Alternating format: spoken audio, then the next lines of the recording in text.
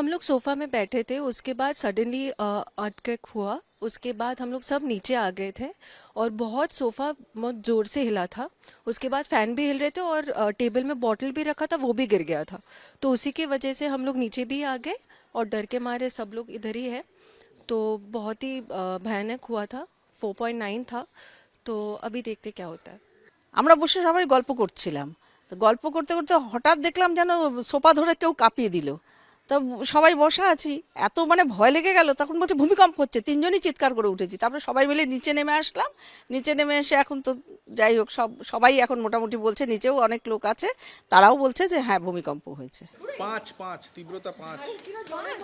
হ্যাঁ ফোন আমার ফোনে সেদিন যেন বুঝতে পারি, আমি বুঝতে পারিনি, উনি খালি বুঝেছিল।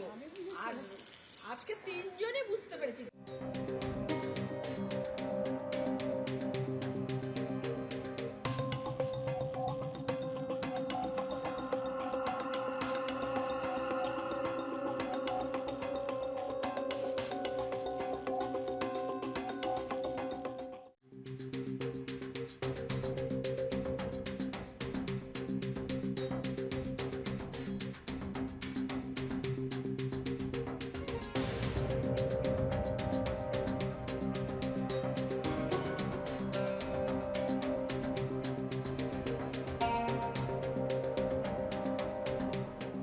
हम लोग सोफ़ा में बैठे थे, उसके बाद सडनली अर्थक्वेक हुआ।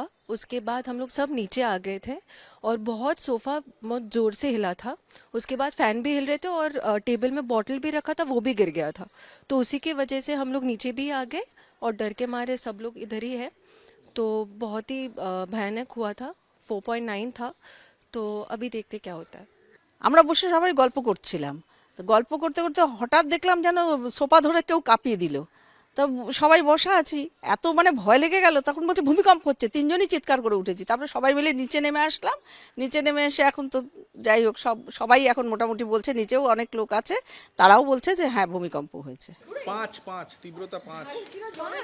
হ্যাঁ ফোন আমার ফোনে সেদিন যেন বুঝতে পারি, আমি বুঝতে পারিনি, উনি খালি বুঝেছিল।